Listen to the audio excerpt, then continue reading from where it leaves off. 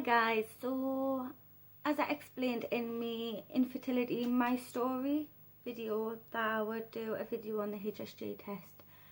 So if you haven't seen the infertility video, then I'll put the video link down below in the description box. And yeah, so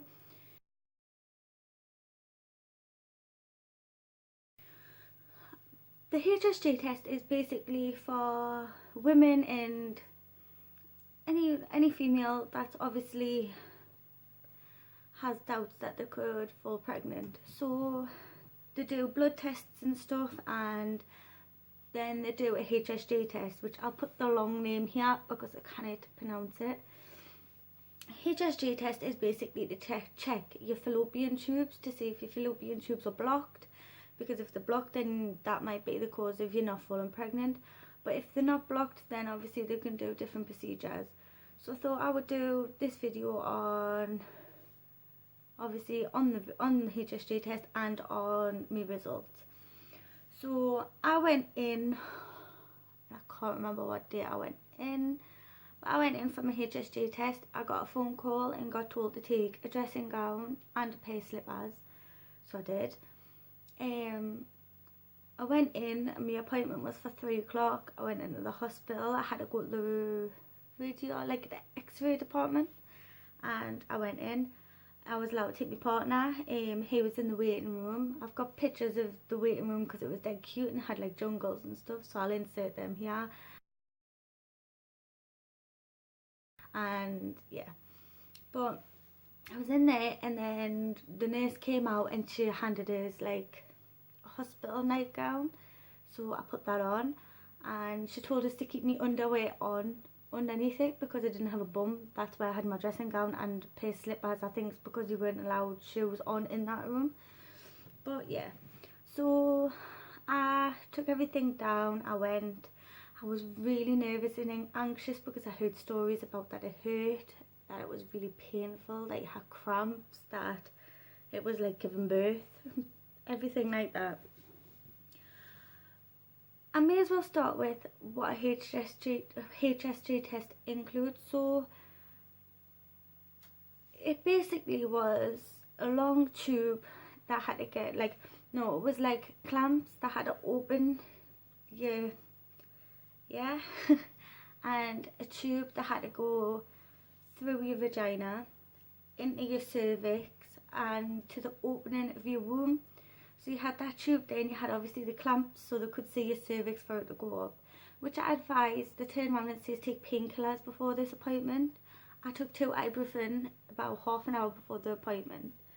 So yeah, but basically they do the tube thing, they put a tube up and they put dye in your tubes to see if the dye could come down or to see if the dye could get thingied. You have like an x-ray above here to check. So my experience was fairly okay. I went in, I was really nervous, as I said. When I got down to the department, my partner wasn't allowed there. He had to wait in the waiting room. But when I got down there, I had to go to the toilets and obviously take a test, like do a urine sample, so they could have like take a pregnancy test to make sure I wasn't pregnant. And then obviously I got put in the room and they were checking the tests and obviously doing like a consent form to make sure I was alright doing this tests and stuff. And yeah, and then I got told to take off my underwear, my dressing gown and my slippers, which to have a bare bum in front of like people you don't know. I had 3 nurses in the room. 2 were doing the procedure and 1 was there to comfort you. So I went onto the bed. I think it would be a bed. It was like a bed. I went onto there and they were talking of like the procedure. They showed us what they would use and everything like that. So obviously I had to let them see down there and obviously do the testing. So obviously they put the clamps in, which were quite uncomfortable. They explained that the clamps would be like the clamps they would use for a smear test. Like, I personally haven't been for a smear test because I'm 24. I can't get a smear test until I'm 25. So I've never had these ever, but they did it and it was uncomfortable, but wasn't like painful or anything. So yeah.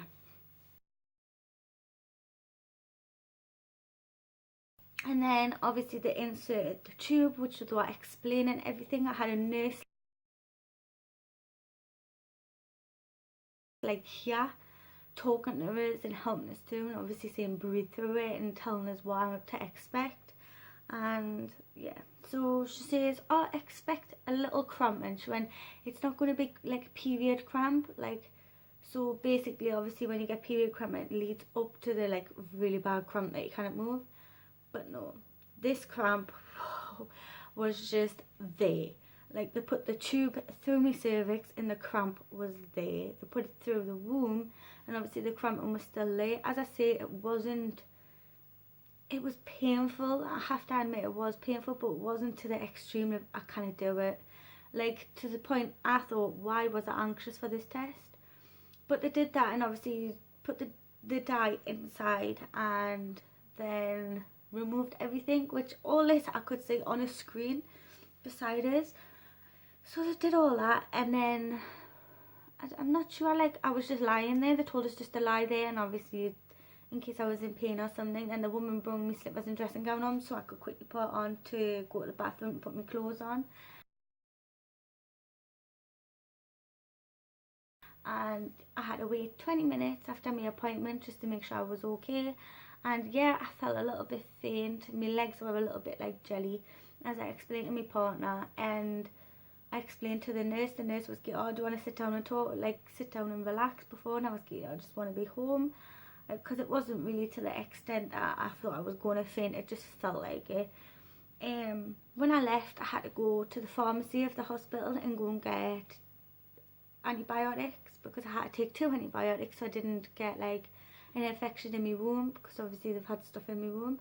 So I had to get 2 really strong antibiotics and I took them then and obviously left the hospital and I took them. When I got home, I still found it a little bit hard to like walk. It was a little bit painful to walk, but it wasn't to the extreme. As I say, I went to Asda and then after that I think I fell asleep on the sofa because I was tired, but it wasn't too bad. Like I just want to state that please don't be scared for this test. I was petrified and the pain was there, but it wasn't to the extent of like that I couldn't bear it. Like it was a bearable pain, and the more pain it was more cramping. And I might state that you do have bleeding after the test, and I realised that I did bleed on the actual bed I was on, but I had like a padding underneath my bum in case any dye did come out or anything. Yeah, so you do bleed after the test and it's only for about a day and it's not much. It's like literally just spotting. And so after that appointment I didn't get my test results. She says that I had to send the pictures that they were taken of my womb and of my uterus to her consultant to get basically like a, what's the word, like a the go ahead of what's wrong, what's this and stuff. So in the process of all that I was waiting and I rang the hospital to find out about test results of blood tests, because I hadn't came back on my first appointment with my gynecologist. And also I was obviously thinking, well, if they hadn't come back for about 6 to 8 weeks they hadn't come back for. So obviously I was like, right, I'm going to ring them. So I rang them and my gynecologist receptionist turned around and says, I can't give you any test results. I went, I don't want to know test results of the HSG test. I want to know test results from blood tests about 8 weeks ago. And then she was just stating that I had an appointment since then, and I was like, yeah, the test results hadn't come back. But then the next day I got a phone call to say my blood test results came absolutely fine. And then she came onto the HSG test and she mentioned the word patent. Now, I'm actually not that brainy. I don't know what patent means. So I was obviously thinking, well, what's patent? I started to worry. The secretary on the phone says that all my tubes were clear and they were absolutely fine. So there was nothing wrong with my tubes.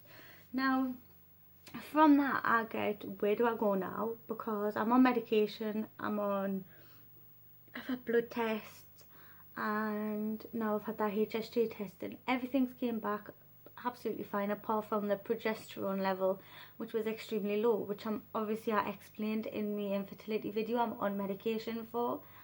So now I'm thinking, well, where does this go? But the HSG test, I want to threat, don't be put off by it. Like, actually go for it. I know every woman's different and everyone's different, but honestly, it's fine. I think I would have inserted diagrams and stuff explaining what it was and that.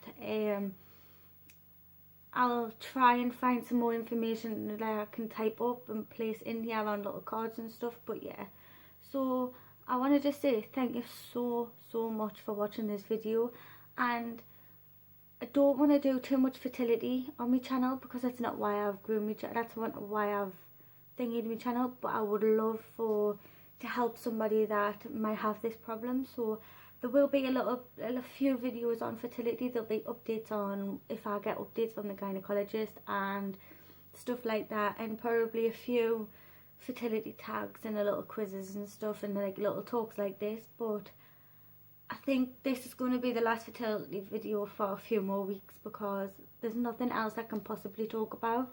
I talked about infertility in my story and the HSG test. I don't see my gynecologist now until the 28th of June, so I won't have an update until then. That's even if I get an update. So I want to thank you all for watching this video, and if you unsubscribe to the channel, please subscribe. It'll mean loads to us. And thank you for watching.